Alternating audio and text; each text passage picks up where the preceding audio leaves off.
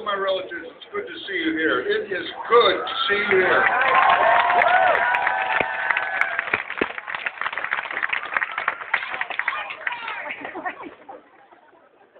It's an honor to be here with people who do not feel they need permission from the state to exercise their rights.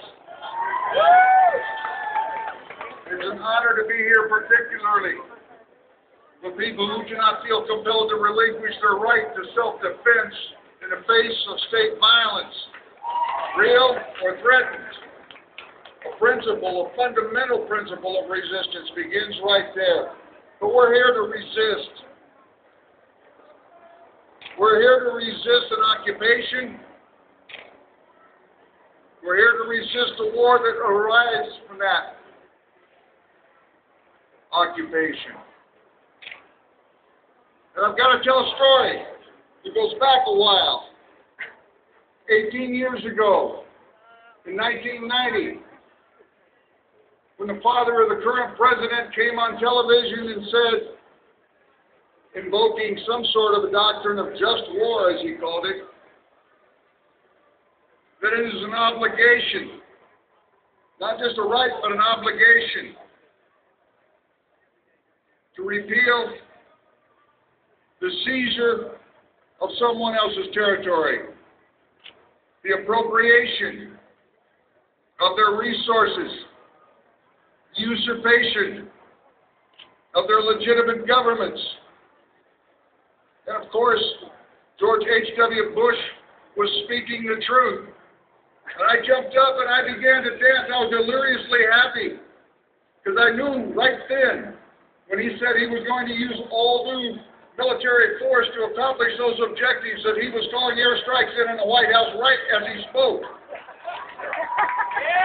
And of course, he didn't really mean it. And the question would be, do we? What occupation do we oppose? What war do we oppose? All war? Any war? This war? That war? How about the war that's right here in occupied Denver?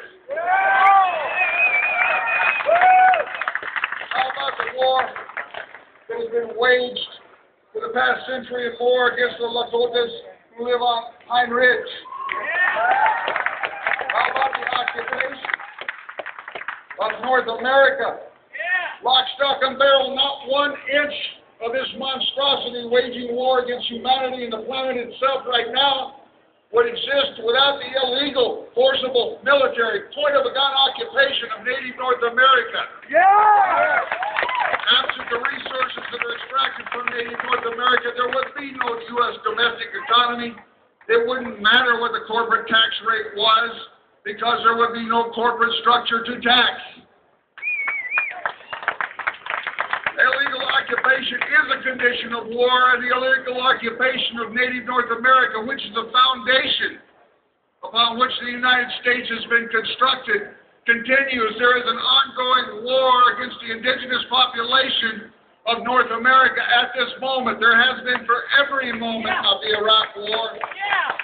There has been for every moment of the war in Afghanistan. There has been for every moment of the special operations going on in Iran, in northern Pakistan, probably in Syria, and a number of other places you could name. That occupation, that state of war was ongoing when we opposed, me right along with you, the United States covert war against Nicaragua. That war was going on with the invasion of Panama. That war was going on with the invasion of Grenada. That war was going on in Southeast Asia. That war was going on when the United States was being a police force, as they called it, in Korea. That war was going on when the bombs were dropped on Nagasaki and Hiroshima. That war was going on in the Great Fire Rage in Tokyo.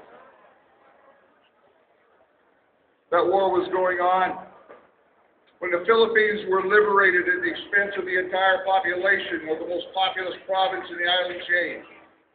That war was going on, obviously, at Wounded Knee. That war was going on and on and on and on, back to the point where the Dutch were playing kickball with the heads of the Wappinger Indians at the site of where the World Trade Center used to stand.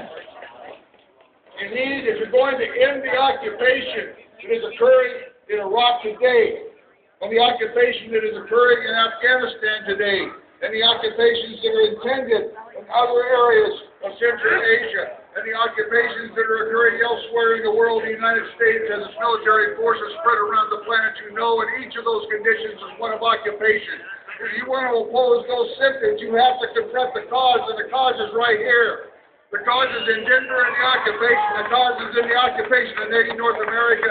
The cause is in the occupation of the inner cities. The cause is in the occupation of the migrant streams. The cause is all around you and everywhere, and it's not half a world away. Marching will not stop it. Petitions will not stop it. Electing a Republican as opposed to a Republican will not stop it. Prayer vigils will not stop it.